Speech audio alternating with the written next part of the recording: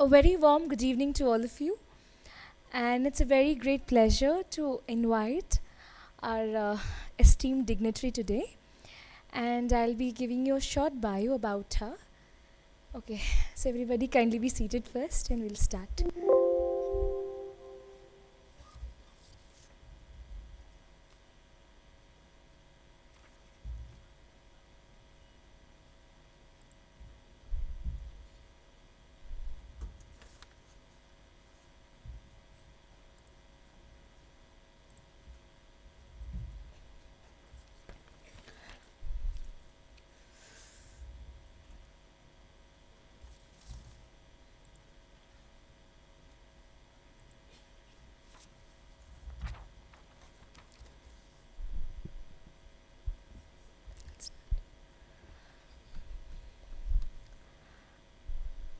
U. Vindhya ji was formerly with Tata Institute of Social Sciences, Hyderabad campus, as the professor of psychology and as deputy director. She is the recipient of several awards and fellowships, including the South Asian Visiting Scholarship, which is given by the Oxford University, Fulbright Visiting Lectureship by USA, and the Visiting Professorship in Eötvös Loránd University, Hungary, and University of Gothenburg, Sweden. She is a past president of the National Academy of Psychology. Her research interests are located in the interface of psychology and feminism and have focused on gender and mental health, violence against women, trafficking, feminist counseling, and the psychological dynamics of women's political activism. Her publications include the co-edited Handbook of International Feminism, Perspectives on Psychology, Women, Culture and Rights, which was published in Springer, New York, that won the 2012 Distinguished Publication Award from the Association for Women in Psychology, USA, and Feminist Psychologies, Identities, Relations and Well-Being in India, Routledge 2024. She has led several research projects sponsored by the World Bank, Gates Foundations, ICRW, UGC, and ICSSR, amongst others. She was the first project director of Sakhi, one-stop centers in Telangana for gender-based violence. She is a member of Internal Committee Against Sexual Harassment in several corporate government organizations, NGOs, and educational institutions, and regularly conducts gender sensitization programs in these spaces. Ma'am, it's a pleasure to have you here. Kindly come over. Thank you so much.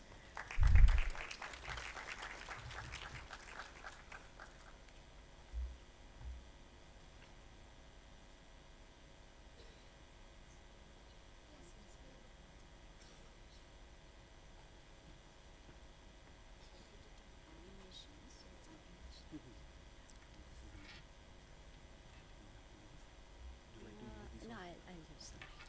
This is the pointer. This is the pointer, so forward. Yeah, sure. Okay. If Yeah. anything you got. Right, sure, sure.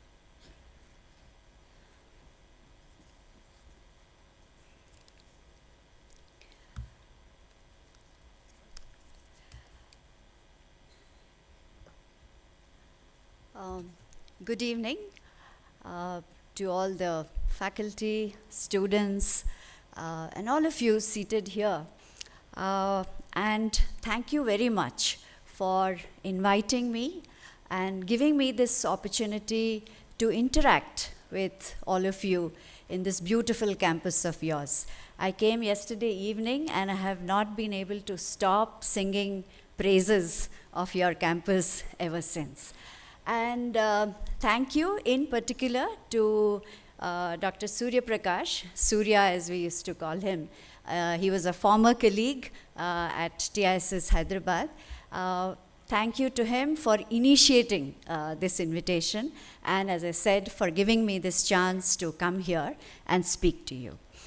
Now, I have chosen to speak today on this topic called masculinities in contemporary India, which might not be of direct relevance to your education or to your training, but I would say that it is certainly a topic that tells us how boys and men who are, I think, a majority in this room, how boys and men define themselves and the impact the construction of masculinities has on interpersonal relations between genders, between men and women primarily.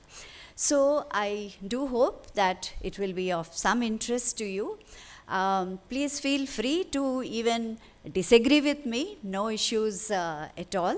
But as I said, I hope it will be of some interest to you. So the structure of my presentation today is, first of all, of course, the question of why should we engage with study of masculinities? Why should we bother about it at all? And may I also tell you that masculinity studies is now a distinctive field of inquiry. You know, it's a separate subject by itself. So why should we, engage with this at all? That is the first kind of question that my presentation tries to address.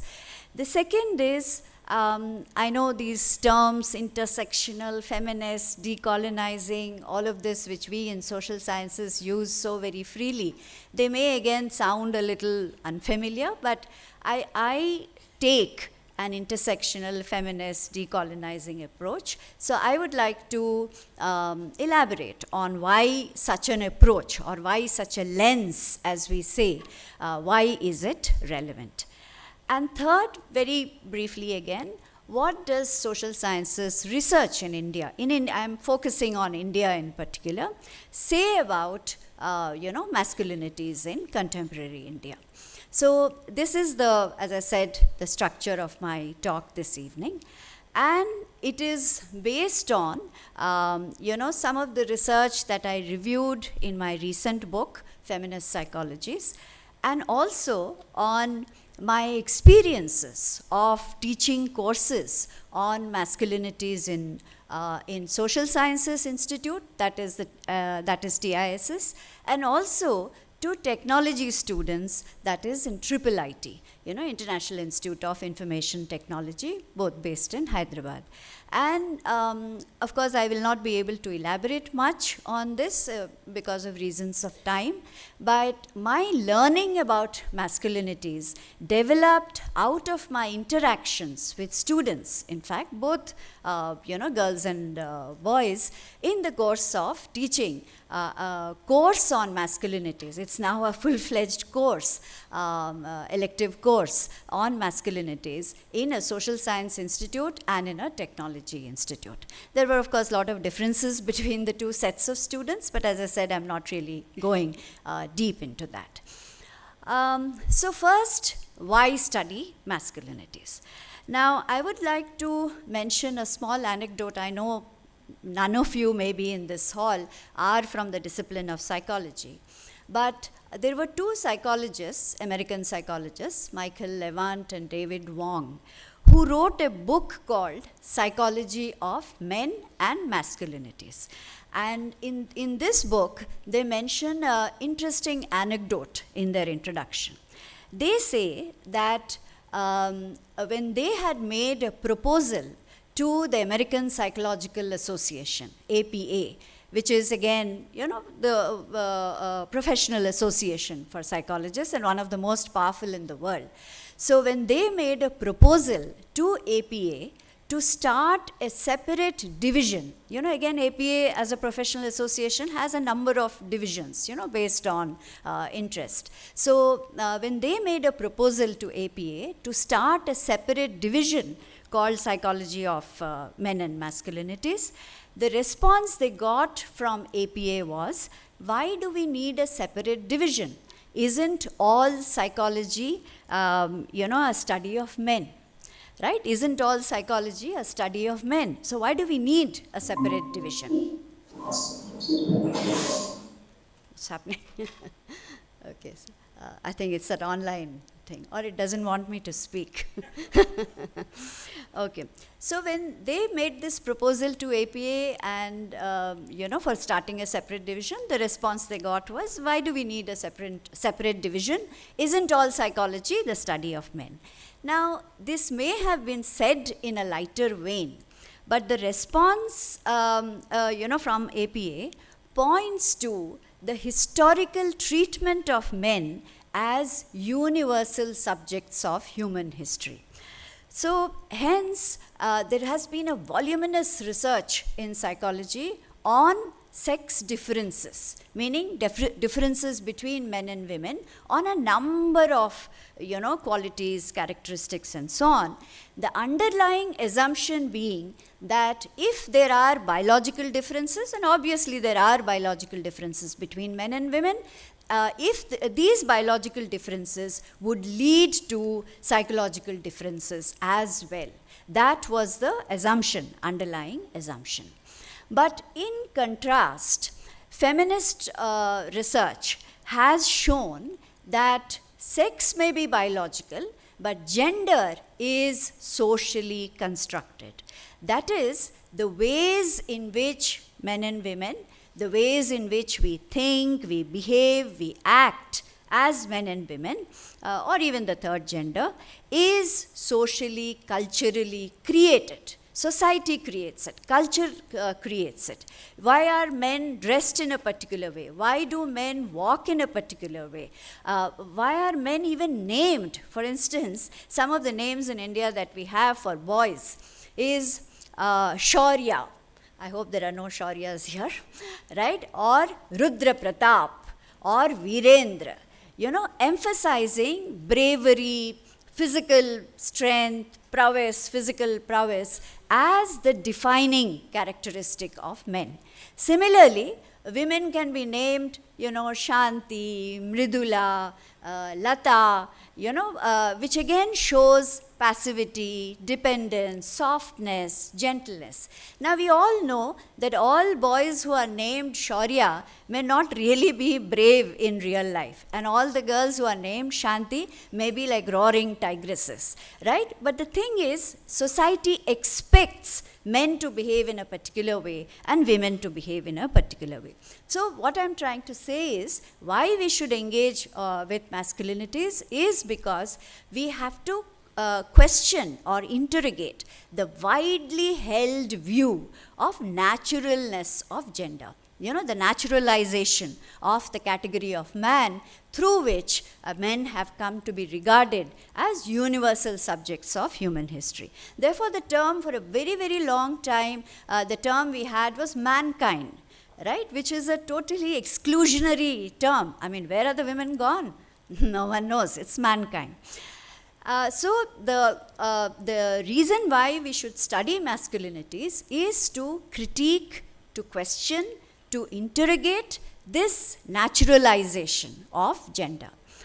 The second reason why we should study masculinities is what is known as psychology of power. Meaning, see, gender is a relational term. It speaks of relations between men and women, primarily, also as I said, on others of the third gender, but it involves exploration of power relations. Now, power is a defining characteristic of interpersonal relations, particularly in India. What do I mean by power? Power refers to resources, opportunities, privileges that are associated with men and women and the access and control we have over them. So, for a very long time, if we take education as a significant resource, for a very long time, women were denied entry into education, thinking that why do women need education, right? They have to be at home, they have to do the khana wana and looking after children and all that. For this, education is not needed. So if education is a resource which tells us something about power, then women were denied that resource till almost a century ago. And do you know what was the first course which admitted women? First educational course which admitted women? Home science.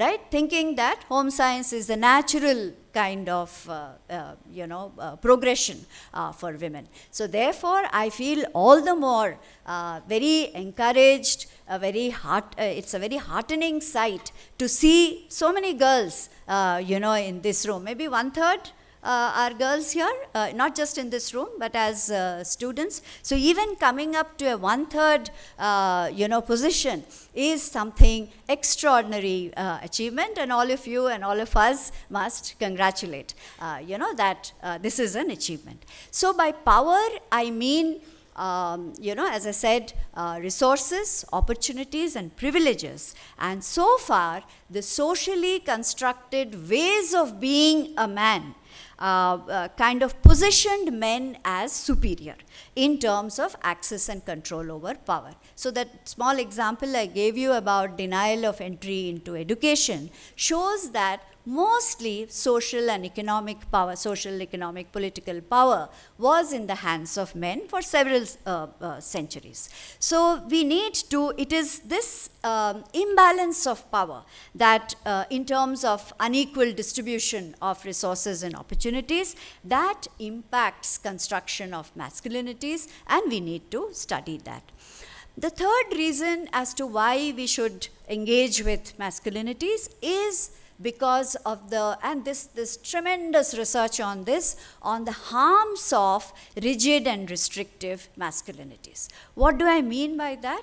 When masculinity is extremely rigid, meaning it's not flexible, it says, and there are so many expressions like mard ko dard nahi, or boys don't cry, meaning that boys should be like this, put on a very stiff upper lip. They should not exhibit emotions. They should all the time be strong and in control of the situation. So that kind of a very rigid and restrictive masculinity has been found to be harmful. And this is not just my view. There is tremendous research to show that rigid and restrictive masculinities leads to what is known as extraordinary levels of violence against women and girls that we are noticing across the world today, right? In fact, if anything, violence against women and girls remains one of the most direct, one of the most visible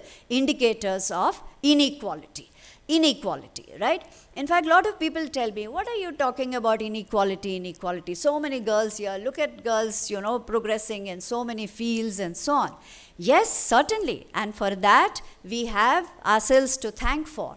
But as I said, statistics in India, data across the world show that women and girls are subjected to horrific forms of violence, which again remains one of the most direct indicators. And as I said, it's an indicator of a very rigid kind of a masculinity. So therefore, we need to study or engage with masculinities.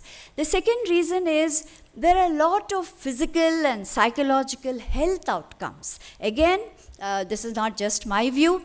A lot of research tells us that high rates of substance abuse, alcohol, drugs, physical injuries, especially the risk of accidents, driving very fast, very recklessly, and then getting into accidents. Physical injuries, level of rates of suicide are very high among especially young men. 15 to 30 age group is considered to be a very high risk group for suicides among men.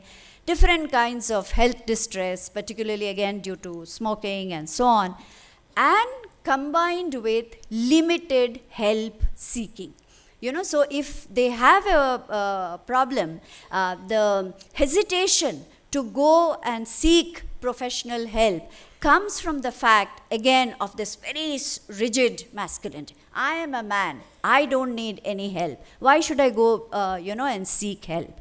So because of these two reasons, as I said, the rising levels of violence, and second, physical and psychological health outcomes, we need to study what is it in this, rigid masculinities that is causing so much of distress and harm.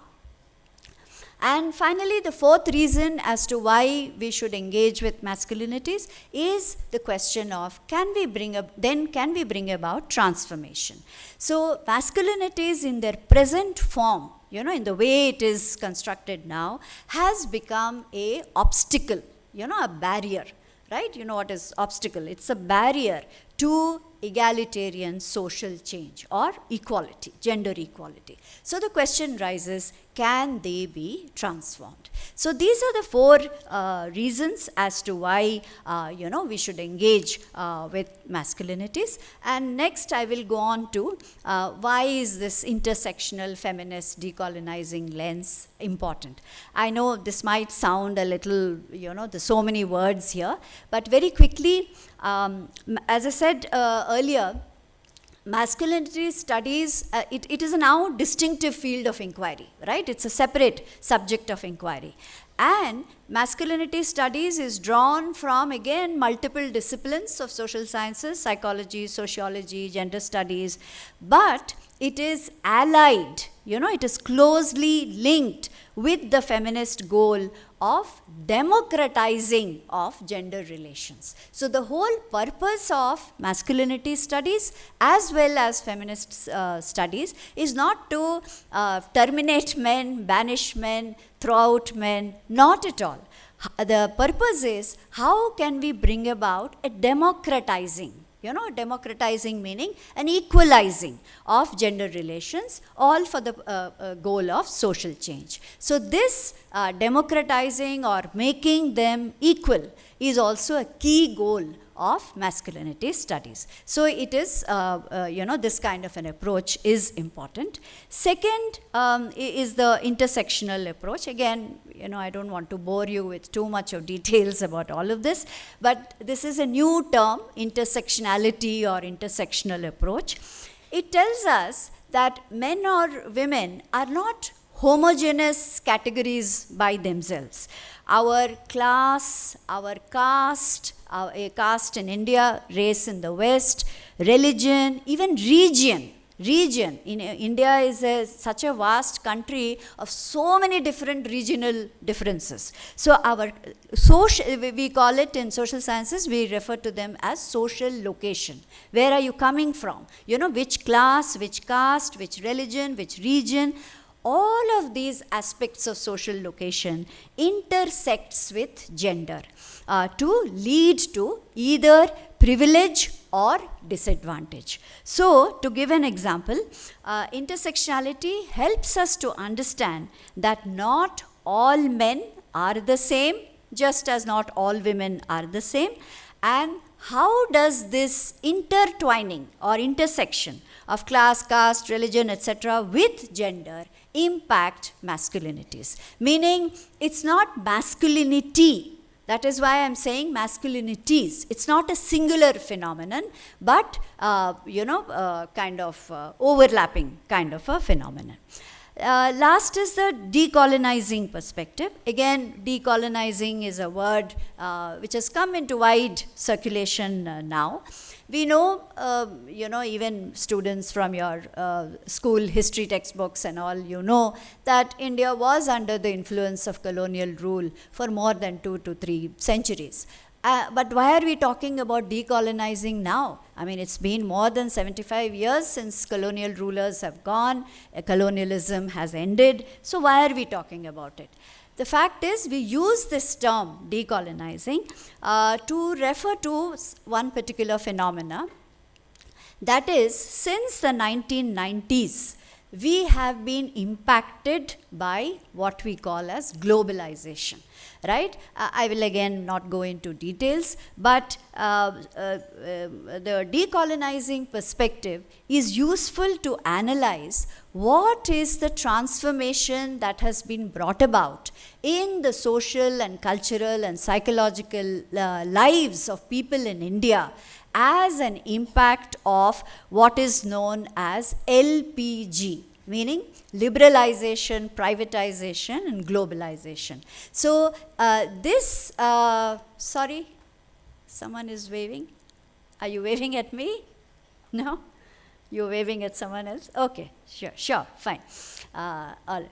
So, a decolonizing perspective helps us to understand how liberalization, privatization, globalization, which are all now aspects of Indian economy and society since the 1990s, how they have transformed, the construction of masculinities.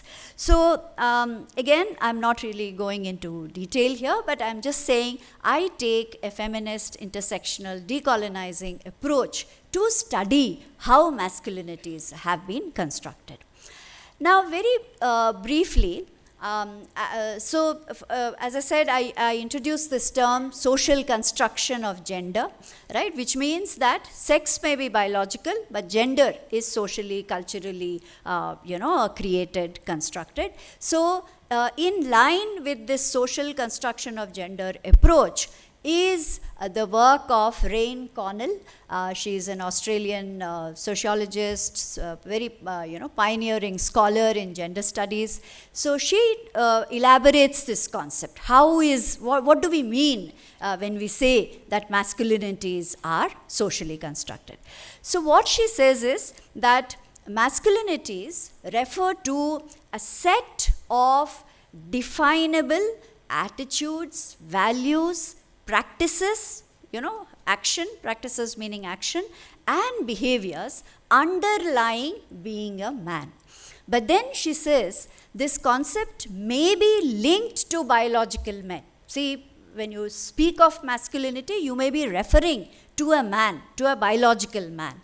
But it may not be biologically driven. It's not driven by biological forces like, your physiology and anatomy. And it is not only performed by men. I remember when Indira Gandhi was the Prime Minister, there used to be a joke around. They used to say, she's the only man in her cabinet.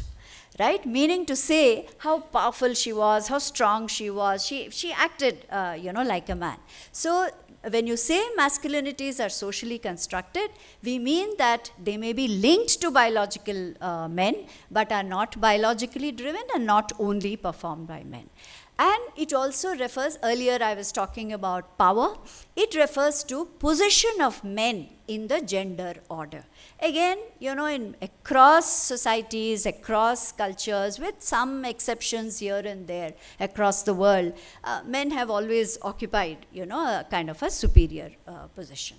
But when we say socially constructed, we mean that masculinity is learned as social norms. Norm meaning principle, rule. See, even if a 3-year-old young boy, he's gone out to play and he comes back crying because someone hit him or he has fallen down or something, immediately parents will say, don't cry, boys don't cry.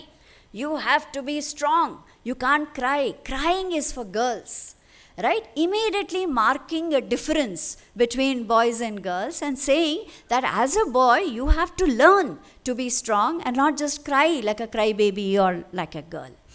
And it is this behavior, so it is not just your behavior, it is the attitudes, values, practices, behavior. So which means the entire human spectrum, right, is defined by how we learn masculinities. And it is shaped by social institutions, and again sociologists will tell us whether it is family, religion, education, media, law. These are all the different social institutions which through which we start getting messages that, okay, if you are a boy, you must behave like this, you must act like this, you must think like this. And very often these messages may not even be explicit. Sometimes they're just implicit in the way we get these kind of messages. So what Rain Connell says is that masculinities are socially constructed. Now she makes another point, which is historicity, plurality, hierarchy. Meaning that, we now have at least more than 2,000 years of recorded human history. Over these years, masculinity has not remained the same. It has changed, so there is a historical context. Also, it is not singular, it is not one type, it is plural. And third is hierarchy. Hierarchy meaning that again some types of masculinity are privileged, some types of masculinity are not. When okay, so I'll just explain this. So what she says is that there is a diversity of forms which coexist across time, cultures, geographical locations, etc. And this is the hierarchy she's talking about. So on top of the pyramid, you can see it's called hegemonic. Now, hegemonic is it may not be the most prevalent, but it is culturally valued the most. It's considered to be the pyramid, at top of the pyramid of how a man should be. So what are the features of hegemonic masculinity? One is, of course, heterosexuality, right? No man who professes to be homosexual can be called, hegemonic. So it has to be heterosexual, physically, very strong, and valuing physical strength. So this role of men as provider and protector, they must protect, right? They must protect women, they must protect the family. You have this, your, what is that, ritual of Raksha Bandhan. What does that mean? That every brother has to protect the system. Now, there is a very thin line. Protection is fine, but there is a very thin line between protection and control. You may want to protect somebody, but if you wish to say that you don't have any freedom to think on your own, I will decide what is best for you, that is control, right? So, hegemonic masculinity involves heterosexuality, physical strength, right, or emphasis on physical heroism, strength, and the superhero and all of that, and suppression of emotions. As I said earlier, boys don't cry, mard ko dard nahi hota. All of these kind of expressions are cultural manifestations of how much we value physical strength and suppression of emotions in the kind of masculinity we would like. So it's not shared by everyone, but it is very much culturally valued the most. The second category is complicit. Now, complicit category of those men who fall in this category, they do not challenge hegemonic. They may not necessarily be violent or something like that. They provide for their families. They are like our friendly neighborhood uncle, fathers, brothers, and so on. But if you ask them, do you support feminism or do you support gender equality? There's a no. Feminism is almost like an F word for them. So, complicit is the category of masculinity, according to Connell, who subscribe to these features of hegemony, which is heterosexuality, physical strength, suppression of emotions, but they're not necessarily violent or anything like that, and they get by in that way. The third is the marginalized category. Again, marginalized meaning, what do you mean by marginalized? That means the kind of social location in which they are, in terms of class, caste, religion. So they could be from a so-called lower caste, they could be from a so-called lower class, they could be from a minority religion. So, but they may be all of this, they may be quote unquote inferior in the social order, but they still subscribe to emphasis on physical strength and suppression of emotions, right? So for them, a man has to be very strong and not cry and not show emotions and so on. But because of their social location, which is again coming from caste and class and all of that, they are down in the pyramid. And the last is the subordinate, and according to Connell, she says the men who occupy this type of masculinity, they are directly opposed to hegemonic, qualitatively opposed to hegemonic. So they may be not heterosexual, they may be homosexual, they may even be physically weak, right? And they may even exhibit emotions. So why she puts it in a pyramid is that the hegemonic and complicit occupy a position of value, prestige in the gender order, whereas the marginalized and subordinate are kind of pushed down. So as you can see, all of them may be biological men, but they don't share similar features. So this is the typology of masculinity, the plurality, that it is plural. It's not a singular. It's not one type of masculinity. It doesn't mean that all men are the same. Right? There are again differences, and she says, this is the kind of plurality. And the other point she makes is that masculinities are exercised not through force alone. How have so many men, how do so many men exhibit these kind of masculinities? Not just by force, but through what is known as cultural consent. Meaning, consent. You know what is consent? That means there is some kind of a social permission, sanction given to them to behave in this particular way. And she says that very often the practices of wives, mothers, girlfriends also set up, a kind of very rigid masculinity. So if a girl says that I want my husband to provide for me, I want him to protect me, I want him to earn more than me if she is working and so on, this is known as hegemonic femininity. You want to be extra feminine in order to please a man or whatever. And so this hegemonic femininity sets up this hegemonic masculinity. So there's a kind of consent, and as I said, hegemonic masculinity is culturally valued. A lot of value is given. Look at that man, look at him, he's like a hero, right? And all our heroes that we see on screen, right, whether it is Shah Rukh Khan or Rajnikant or Akshay Kumar or whoever, the way they demolish a group of 10 gundas come, and with just one flick of finger they're all out. Right? So that kind of emphasis on heroism, which probably many girls also want, is something that comes from cultural consent. Institutionalization of masculinity, meaning that there are some social institutions. For instance, army, right? Army again emphasizes on practices, gives of course a lot of emphasis on strength. If army did not have strong people, is there something? Okay.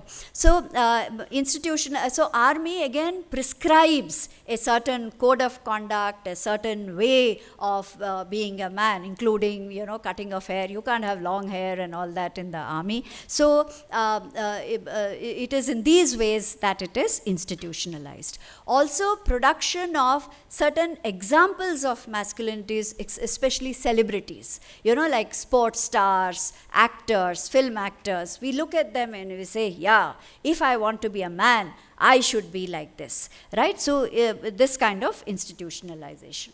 The third is what is known as social embodiment, meaning the representation and use of men's bodies. Now again, in the past, say 2.5 decades, there has been a lot of display of men's bodies, something which we did not see, at least when we were growing up. For example, I don't know how many of you're all fans of Shah Rukh Khan? No? No one. Okay. We are. Okay. Very loud, yes. Now, Shah Rukh Khan first started this six-pack,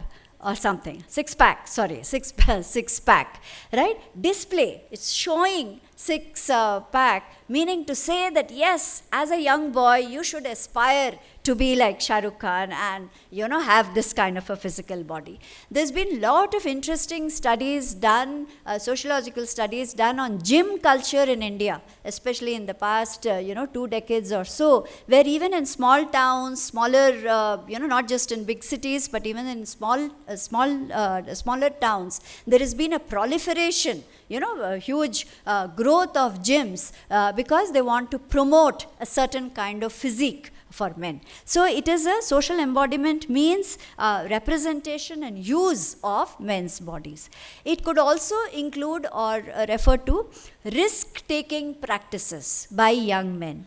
In fact, especially to establish a masculine reputation among peers, among friends. You know, so I'm sure all of you think back when you were 12, 13, when you were just getting into teens, right? And you wanted to be like a boy, right? What would you do? You would either take, suppose there is a cigarette packet in the house, your father has left, you would take a cigarette and experiment with it, and also show off to your friends, you know what, I had a smoke today, right? This is to establish a masculine reputation among peers. And again, the gangs which boys form, and taking over of public space. You know, again, I'm sure in any village, city, town across India, you see public spaces are mostly occupied by young boys and men, right? It is almost as if they own the space, whereas that is not the case. If a girl is seen so often in public space, she would be told to go home, you know, she'd be told. So this is also one way in which a social embodiment is one way in which this is exercised. Okay, now you must tell me about time, because as we were saying, when teachers have this mic in front of us, we get intoxicated, you know, we kind of go on and on speaking. So the moment you say stop, I will stop like a dutiful person. So very quickly again, this Connell and Messerschmitt, they speak about the historicity. See, masculinities is not the same across history. So they, referring to the West, they say obviously the industrialization, industrial revolution, and the technology that now all of you are studying is because of the industrialization of the 18th, 19th centuries in the West. But ever since the Industrial Revolution took place, or industrialization took place, one outcome of that was the household was separated from the workplace in the factory system. See, in the agriculture, it's all the same. House and the workplace are all the same. But in the factory system, when you had to go out of the house in order to work, masculinity began to be organized around what is known as the provider role. So the man had to go out and fetch money. And so he became the provider, and because he was the provider, he became the protector, and from protector to control, you know, and head of the household. That term that we have given is also very interesting. So masculinity began to be defined in terms of wage earning capacity. So how much salary or how much wage do you have? Skill and endurance in labor, right? As well as domestic patriarchy, meaning who is the head of the household, as I said. And parallelly, what happened was many women came to be excluded from industries, especially such as coal mining, printing, steel making, because they said, oh, women are too weak, women are too, you know, frail, women are too fragile, they cannot make it. So slowly, women began to be excluded from certain occupations, and this became a critical factor in the formation of masculinity. And now, again, I'll be very brief, modernization and masculinity. Now, we don't see that kind of a scenario which was there in the 18th, 19th centuries. So there is a greater sharing of domestic responsibilities as more and more women are coming out and working. Obviously, the man cannot expect that, you know, the wife will come back from office again and immediately start cooking and etc., etc. So there is a greater sharing. There is also a modernization of masculinities in the corporate sector through a lot of policies that they have. For example, I don't know, I'm sure all of you have heard, it's called DEI, Diversity, Equity and Inclusion. So corporates follow this policy to attract more women and also to have more equitable and inclusive work policies. So through equal opportunity, family-friendly policies. But the bad news is that there has been a backlash in the form of increasing violence against women. You know, so this is something that we need to contend even today, right? I'm sure all of you are aware of so many. The recent Arjikar incident in Calcutta is a pointer to, increasing violence against women. Very quickly again,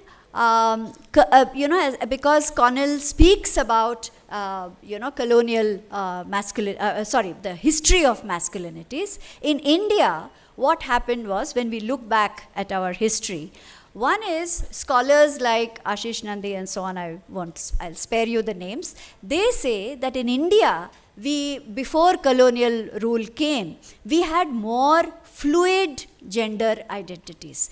Some of you may be aware of this concept called Ardhanarishwara, right? Half man, half woman. We also had concepts of images of sexual minorities like hijras, right? So there was greater acceptance of these kind of people. So we were more fluid, not very rigid in the Indian tradition. But since colonialism, we were influenced by the very rigid dichotomy of masculine, feminine, especially of 18th, 19th centuries. And recent literature on colonial masculinities has shown us, one, that because of the influence of the English or the British, there was a privileging of hyper-masculinist discourse. So the English gentleman represented what? He was aggressive but gentlemanly. So there was a combination of rationality and physical strength. Love for sports. Where did we get this craze for cricket from? Right? So love for sports. So how should an Englishman be, or how should a man be? He should be both rational as well. That means not show emotions, and at the same time be physically strong. But again, chivalry towards women, equal regard for play and work, etc., etc. And at the same time, they effeminized, meaning they painted the Hindu male particularly as effeminate, meaning weak. They can't even rule themselves. So they painted that in order to justify and perpetuate colonial domination. And parallelly, they, again, I know these terms are all social science terms, led to othering of the Muslim as excessively masculine. And particularly post-partition violence in India led to this assumption, again wrongful assumption in my view, that Muslims are excessively masculine. There were several responses to this colonial model. Again, I don't wish to bore you with all these details. One, Gandhi's refusal to accept this model. As all of you know, Gandhi's emphasis on non-violence and so on was that he refused to accept this model. Similarly, Swami Vivekananda, who combined Hindu spirituality with Western emphasis on physical strength as how men should be. And again, as I said earlier, the post-partition violence created this image of the virile Hindu. The Hindu must be strong, must be brave in order to fend off attacks. And this paved the way for later on aggressive upper caste masculinities of Hindu right wing in current times. I know this is controversial, I'm wading into controversial waters, but a lot of scholars have said this. So, lastly, I will say, what does social science research in India say about masculinities? There are two overarching themes. One is that masculinities has been linked with violence against women, and we need to study what is it about masculinities that is leading to so much of violence. Why so much of violence, right? I mean, the data on violence is horrific, really, and especially brutal kind of violence. I'm sure all of you are aware of the Nirbhaya case. Nirbhaya case is just one small case. I don't know how many such cases are there. So one is that harmful masculinities or rigid masculinities is linked with violence. But the second theme is actually, it may look contradictory. One is you're saying masculinity is linked with violence. But the second theme is that men are actually partners in social and economic development, and no social and economic development can take place without the role of men. We can't obviously exclude them. So these are the two overarching themes, and I'll just briefly talk about them and stop. So one is the kind of literature that has come. As I said, masculinity is not singular. It's not one type. It is also influenced by the history, geography, culture of the region. So Haryanvi masculinity can be one type. Tamilian masculinity can be another, Kerala masculinity can be another, and in fact lot of researchers have spoken about how the history, geography, culture of the region influences development of masculinity. So the masculinity and violence are embedded, are situated in histories and cultures of the region. Also, in terms of caste, there are number of practices of power and control which are linked to the caste location as well. Again, I'm not going into details of this. The third is, there is a vocabulary, meaning there is a language for justification of violence, for violation of socially prescribed appropriate roles. I'll give you an example. One of my students did a study on prisons. She went to prison and she interviewed men who had been accused, convicted of killing their wives, right? And she went and spoke to them. And she said the first day she did those one or two interviews, she came back almost with tears in her eyes. She was traumatized. She said, "Ma'am, I cannot explain to you the kind of justification these men were giving. For actually what? For having murdered their wives." You know what they said? They said, "Of course I murdered my wife. What else? She was not cooking properly. She was showing disrespect to my parents. She was not looking after the children properly." So if cooking, domestic duties, looking after children are considered to be the accepted appropriate roles for women, if they don't do it, what will you get? You will be punished. You will be punished by murdering, right? So you have a social language of justification. But the good news is that currently in India, we have number of community interventions for prevention of violence. We can't wait till the violence takes place and the criminal justice system, law, police, courts, and so on take over. We have to see that it is prevented. So I'll just give you one example. In Bombay, there is this association called MAVA, MAVA, Men Against Violence and Abuse. It's almost now 30 years old. They are doing incredible work. They go to slums and so on, lower income settlements, and speak to young boys, asking them, what is it like to be a man? Tell me, what do you think should be the characteristics of man? And engage with them. I'm just giving you one small example. Engage with them so that right from, because as I said, violence is learned. Masculinity is learned. So right from a young age, how can you catch, young children, young boys, and see to it that violence is prevented?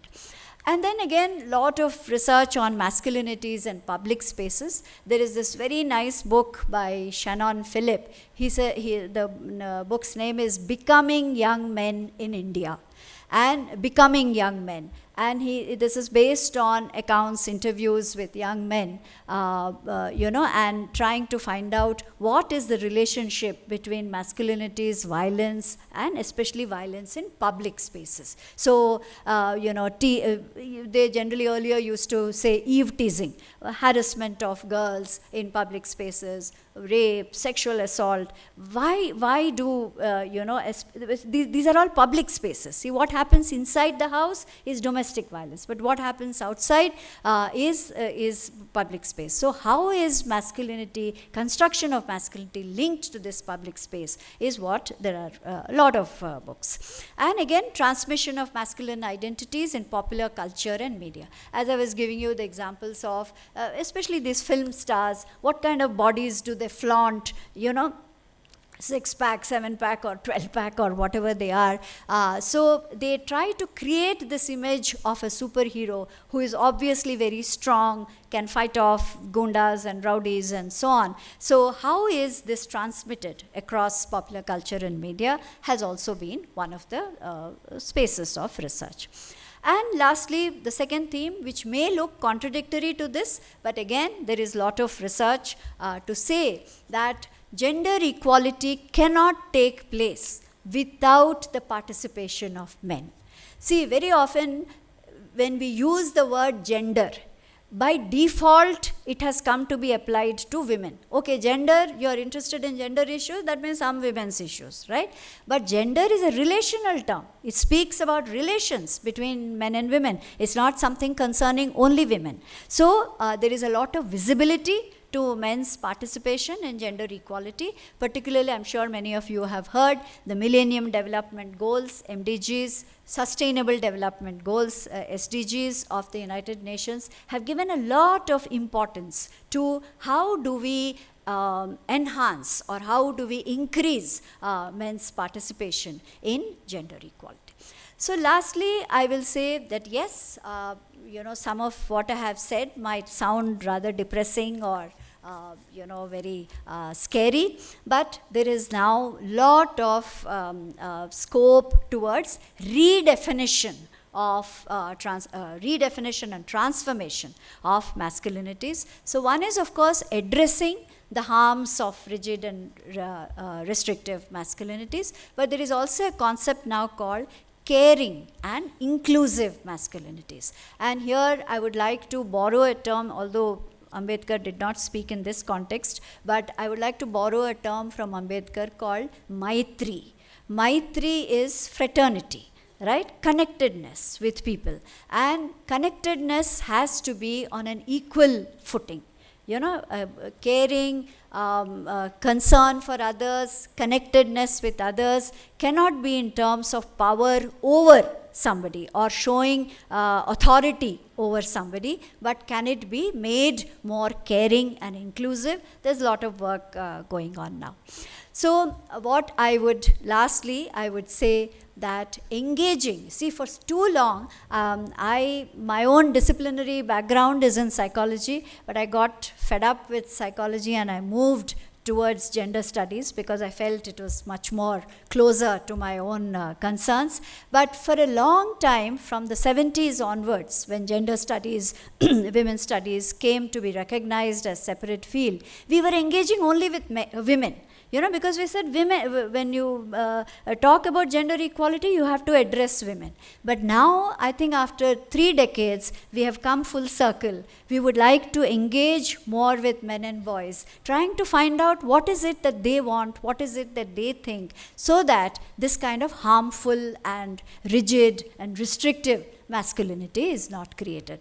So that is the reason why I opted to teach a course on masculinities in IIIT, saying that, okay, this gives me a little small teeny weeny chance to interact with boys and try to find out, and especially I am from some old ancient fossil generation. So how is it that young boys and young men think, what is it they think about relationships and so on. So with this, I stop. So this is the last slide. So thank you for your time, for your attention. Right. If there are any questions, fine. Otherwise, we can call it split. Right. Thank you.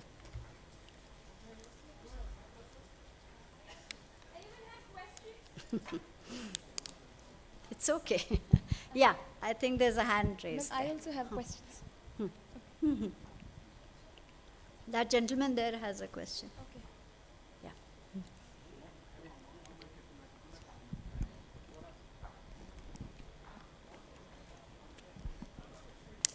Yes. Well, excuse me. Yeah.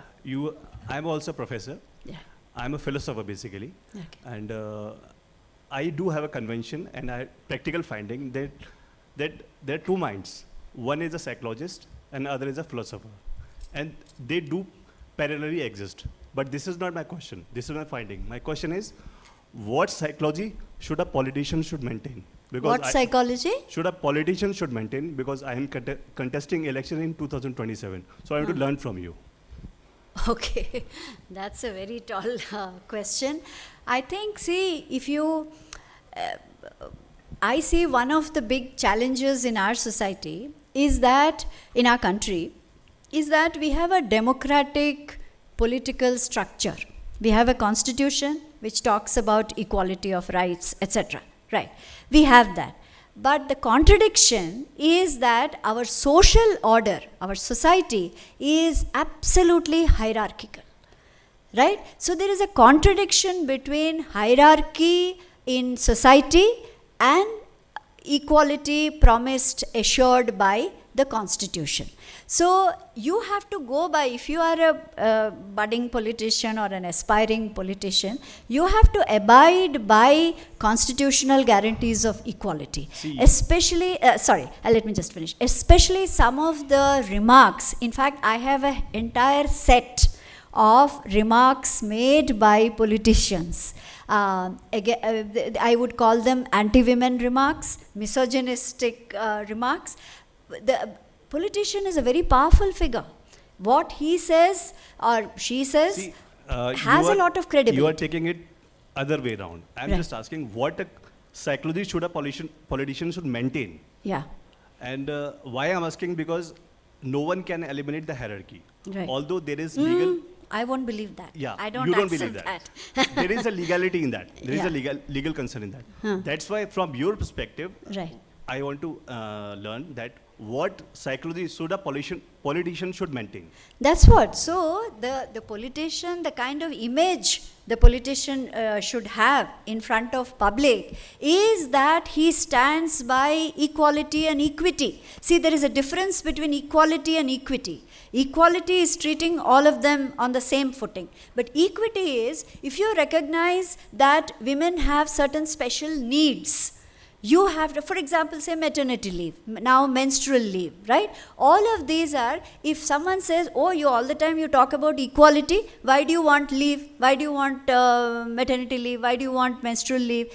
That is precisely because of equity. You recognize that there are some special needs which this population has, and I will cater to that. So as a politician, even the psychology that a politician, the psychological profile that a politician should convey to the public is that I stand by equality.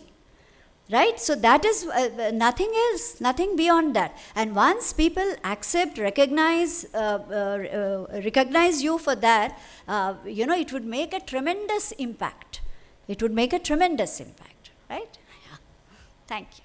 Right. Yes, the gentleman at the back. Yeah. First of all, thank you, ma'am, for Right. a very good talk. Right. So I just want to ask why nowadays this too many talks upon feminism and masculinity is increasing. If we look into past, not too much discussion or talks was about these topics. But what is the reason why it is? Reason suddenly for what? why we need to talk about this? Why previously it was not taken into consideration? Why Okay. nowadays it is? Why do we need to talk about feminism and No, equality? I'm asking why nowadays it is Right. coming into consideration. Right. Why previously Right. it was not considered? Right. Good question. See, previously, there is a term called critical consciousness. Critical consciousness. If maybe many women, down history, across history, many centuries ago, either they accepted whatever was happening, they did not really question. I'm just speculating, right? The reason why feminism is a recent, in terms of human history, it's a recent concept. It's a recent concept. It's about, say, 100, 150 years old. In human history of more than 2000 years of recorded history, 150-year-old concept is a very new one. It's a very new one. So the reason why now increasingly, especially it comes from women because they are the victims, they are speaking about it first, and we are very fortunate that we have so many allies among men also. I'm not at all saying that, this women and men are like this two mutually opposed categories or something like that. So why now? Meaning that there is increased awareness, there is increased access to, again, as I said earlier, education as a resource, because particularly in India, till 100 years ago, women did not have access to education. Forget about India. In a country like the United States, which we think, oh, it's a very developed country and all that. Do you know how many years it took women the right to get the right to vote? 144 years.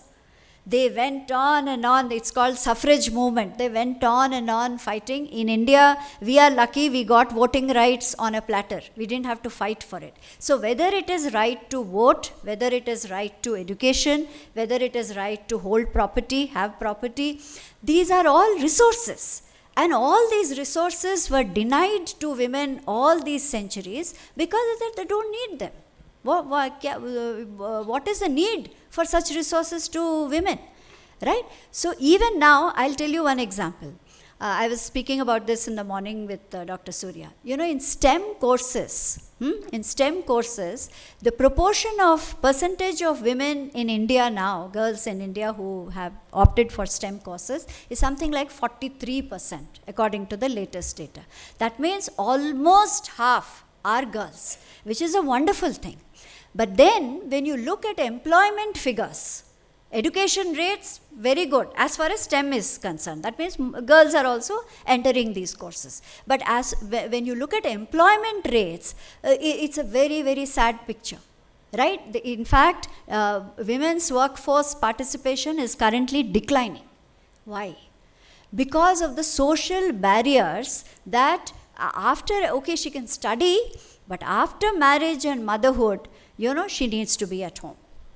So this is identified as one. There are many other barriers. This is identified as one of the barriers for declining workforce participation. So why are we talking about it now? Meaning, obviously, we want to live as equals, right? We want to have same opportunities, same resources, same privileges as everyone else. And earlier we didn't talk because, as I said, there was not so much of critical consciousness. But now there is a mass of consciousness building up. So therefore, when you see any kind of act of discrimination or inequality or whatever, immediately there's so much of protest because people don't, or especially women, don't want to accept that silently. But Right. ma'am, I have a follow-up question. Yeah. Right. But if we look upon our ancient culture, from where our religions come, Right. so in that culture, women are given even higher stature than the men. So I want to ask, But if- where does it change? Because even in our culture, deities are also women or Sorry? female. We are the only culture in which deities are female. Right. Achha, deity. Right. So where does it change? Do you think that it is something which is influenced on us? It's difficult to say that because even if we had so many deities, female goddesses, the treatment meted out to real women, actual women in real life, is not as that of a goddess, right? And there is now increasing research to show that even women in whatever centuries ago did not have or share similar opportunities. That much is kind of clear. So the paradox between putting women on a pedestal and saying, oh, she is Lakshmi, she is Saraswati, she is whatever, and the actual treatment given to women, there's so much of contradiction, right? But we can talk about it later, but yeah. Hello. Yeah. Good evening, ma'am. Right. One question I am having, what is your take on fighting and equity for the rights is one thing, in one respect, and using feminism for coping with one's personal insecurities among women. What is your take on it? Is these things are different or? What personal insecurities are you referring to? What is that insecurity? Advise me. Sorry. Can I ask a question if you don't No. mind? He's you just. finish up his. No, his question. I didn't understand. What did you mean by personal insecurities? Okay. He's saying fighting for rights is okay, but using feminism to cover up some personal insecurities. Yeah, what is that? Everyone have some personal beliefs, and according to that, if a woman is thinking that she is being neglected in the society, or many times it happens, in the due course of time it happens, but not necessarily. Like men also give respect to women as well in the society. As a point of social order, you can say, or like you talked about masculinity and all. So these are the features which we get from our very nature by birth. So how these things like? No, that is precisely what I am contesting. It's not by birth. See, between XX and XY chromosome, there is no hierarchy. But between men and women, there is hierarchy. So, all we are saying, all feminism is saying is, as I said, the purpose of feminism is not to, do away with men. Men and women need to coexist in a society in harmony with peace and so on. So I don't think, see that image of feminism as anti-male, anti-men is an old one. And unfortunately, that image only has stayed. Feminism does not stand for overtaking men or something like that. Because we know what it is like to be, at the receiving end of power. Right? So, feminism is not about power over somebody. Feminism is about bringing about social change, personal change, in order to be more, in order to respect others, men and women, right? In order to pay respect to others, treat them as equals with care, concern, compassion. You know what is compassion, right? Compassion is not daya. Daya is like pity, but with empathy, right? I understand what you're going through and I show empathy to you. So, feminism is not about destroying men, not at all. So, it's not a question of personal insecurity. A girl feels that I need to have control over my own life. Whatever choices I wish to make, I need to do it myself. We have practices like, child marriage, marrying off girls at a very young age, not allowing her to study, not allowing her to study a course of her choice. There are a whole lot of practices, of gender inequality. All that girls and women are saying is, allow us to have that freedom. If I make mistakes, so be it. I may have made a terrible mistake by going ahead and marrying somebody or falling in love with someone or saying, I want to, be with this man. But let's give women and girls that freedom to make mistakes. We all do. Don't men make mistakes? So if you want to say, power cannot be equated with, as I said, control. For too long, girls and women in our society have been controlled. And so now, if women want to break free from those shackles and say, I want to do whatever I wish to do in my life, let us not call it insecurities. As I said, all of us have to grow in some way. And human growth and development is not a straight, linear, it's not a linear kind of a thing from this point to this point to this point that you progress. We fall, we stumble, we pick ourselves up and we grow. So that growth should be allowed to girls. And ma'am, adding on to this, I want to know your approach, like talking at this platform and having a developed and understanding of how the things works in practical life. Right. That too about feminism as a concept. Right. And all these things we are talking about. Right. Don't you think that these things in life more when we are not that much aware in our early stages when we grow up as an individual? So what is your approach on that? Like how to take the generation forward so that they understand the very meaning of these terms, not merely just going about saying it Right. In just slangs or something like Right. that. Right. Because these things are having a very diverse and a broad type of Right. understanding which we as a person develop Right. over a period of time. Right. So what is your approach? I Yeah. would like to end with That's this. wonderful. As far as changing social structures are concerned, well, we may have policies, right?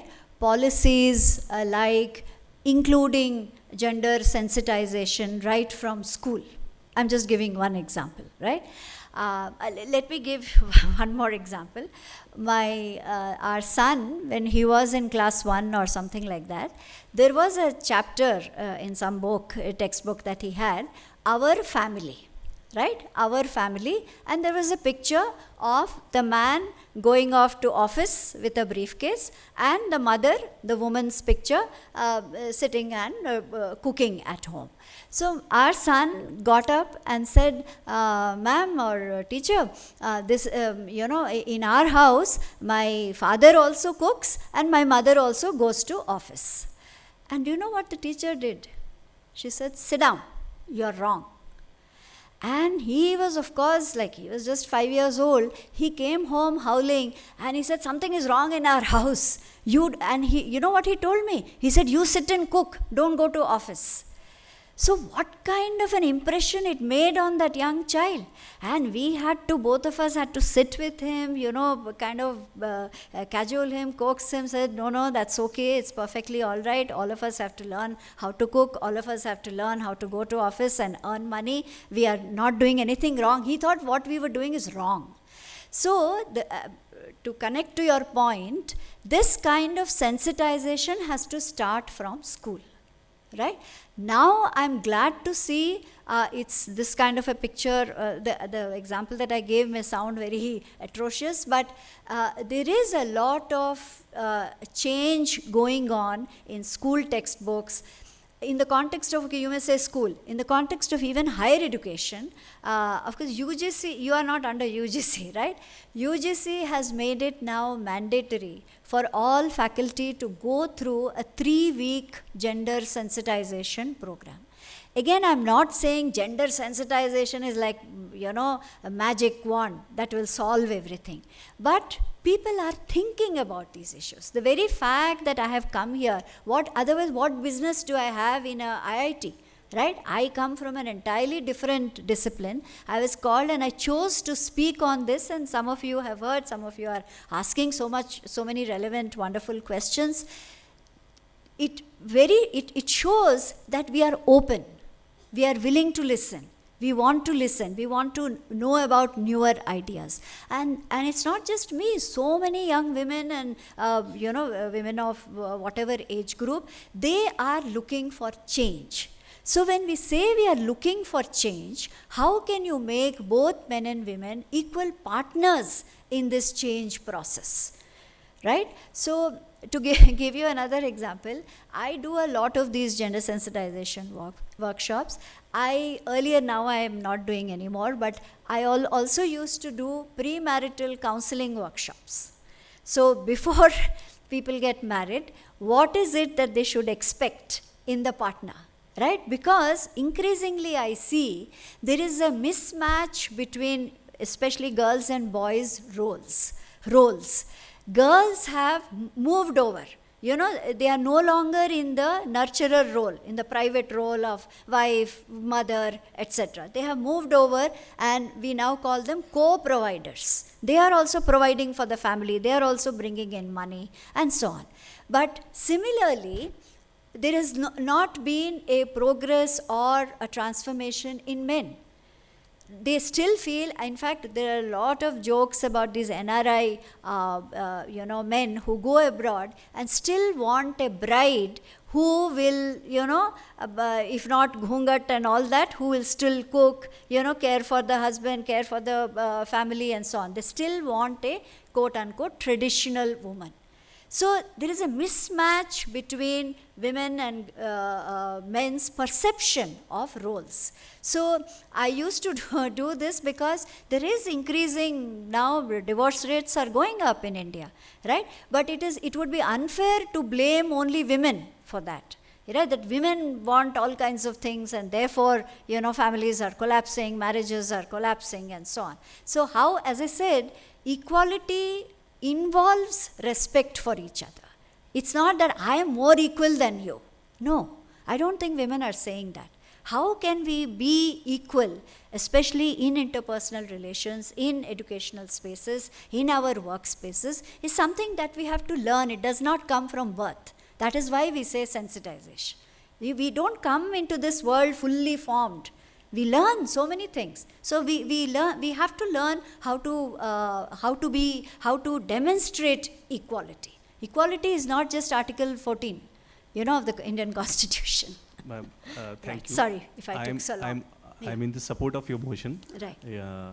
My father is advocate, and Okay. and I do have legal practice Right. of more than 2 years. Right. And you rightly said that boys do commit crime, Right. and I do accept that because I have seen boys who have committed crime and they feel penalized for that. Hmm. But there are ladies also, and there are girls also who equally committed crime. So what your take on that? I don't have any take on that. See,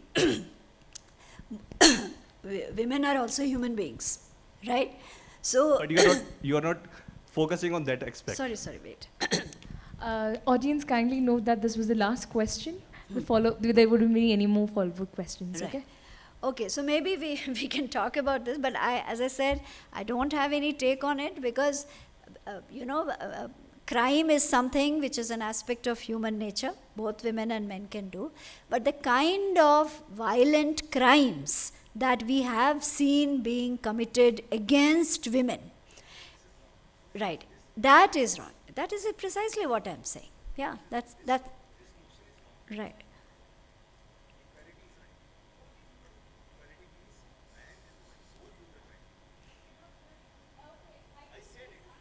No, good that we are having this debate because only from debate something will come out. Yeah. Lawyer, not a judge. Do not give a judgment. I am done. Yeah, right. All right. Okay, we'll talk about that. For some more, yeah. You had a question, or you can? Sure. Right.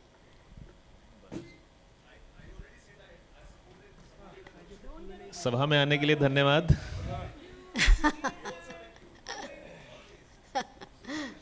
Yeah.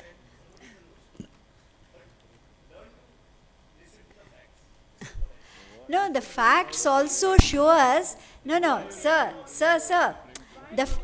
No, 1 second.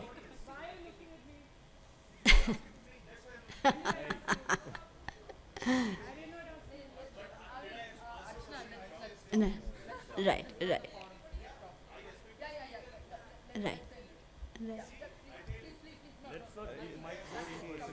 Yeah.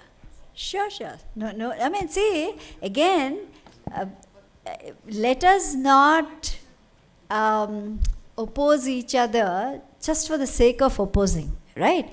If you want to look at crime data, take NCRB, which is the largest database of crime in India. You look at the crimes committed against women, you look at the conviction rates. Conviction rates in all these violence cases, especially rape, is pathetically low.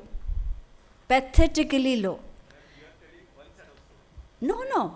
See, you tell me if the data speaks otherwise, because we can only speak about data. Right. No, fine. Okay. All right. Right.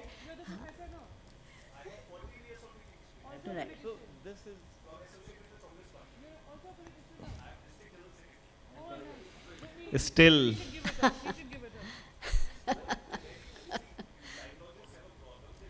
okay, let's.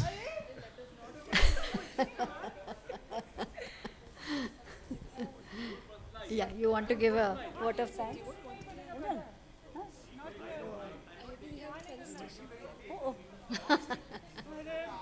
जीते लोगों को हरा दिया जाता है. Yeah. You want to ask? Ha. No.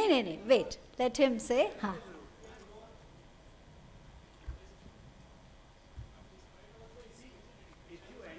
One second. No. Let this gentleman ask. No. You have every freedom to disagree with me. No, what I am saying is not some biblical truth, right? You have, but there must be some kind of parameters of logic through which we argue, right? So if you are talking about data, I can also show you data which confirms what I'm saying, because I'm speaking from data only. I'm not speaking from my point of view. See, fortunately, I have never been a victim of violence. But I cannot say just because I have never seen violence that there is no violence in society, right? So we have to look at data, and as I think serious researchers, academics, we have to see what the data tells us, right? Okay, yeah, sorry, yeah. No, he had some good. Or is that the last? Okay. Oh, he just says, let him give. Right, yeah.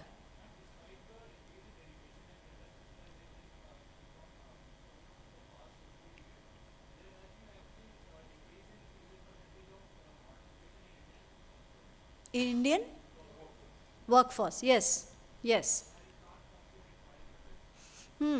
Again, interesting, demographers have given different reasons. One is that in the informal sector, meaning, domestic help, housekeeping, these kind of, what is informal sector, right? The unorganized sector, informal sector, there has been a rise in women's employment. But as you know, informal sector is unregulated, doesn't really have leaves and other benefits and so on. So their working conditions are very precarious. Anytime they can be fired, etc. But when you come to white collar professions, formal sector, organized sector, workforce participation is going down. Again, I am not saying that, economists are saying this, right? Based on NSSO data, census data, and so on. Now, why this is going down is, one of the reasons, again, it does not give the complete picture. One of the reasons is that there are barriers, socio-cultural barriers to women's employment. So they don't mind girls getting educated, right? Because it has now become a status symbol. What has she studied? Oh yes, she has a degree. Earlier, as I was saying in the morning, in my generation, people thought BA degree is enough. Now BE and BTech, even they insist that girls should have a BE or BTech degree. But once she receives that education, she is supposed to put an end to it. So marriage and motherhood actually become strong obstacles, for women to continue employment. See, for example, in some Scandinavian countries, they have not just maternity leave, they have paternity leave, even if the child is adopted. Even if the child is adopted, sometimes I think it goes up to even 2 years, so that it gives the supportive environment for the child to grow, for the woman also to take a break from work and to continue with her career. But in India, of course, there's been a lot of changes. I should not just generalize like that. But marriage and motherhood continue to be major barriers, right? So how do we address that? It will only come with equality, with greater sharing of domestic responsibilities, so that women do not feel burdened by not only double shift, but by triple shift. So we have a long way to go, but I am optimistic, I am confident that in my own lifetime I have seen so many changes from the time I was a student till now I am retired. So I am hopeful that in another couple of decades we will see very good changes. Right, thank you. Thank you. So what do you want to do? We'll have a small felicitation. Felicitation, okay. Thank you so much, ma'am, for delivering such a wonderful talk and taking things really positively. It's very inspiring to see you here, and irrespective of any comments that has come, and you were like, that's the sheer optimism and the calm and composed nature is very, very inspiring. Thank you so much for coming here. Thank you. I request Bindu ma'am to kindly felicitate ma'am. So should I stand here?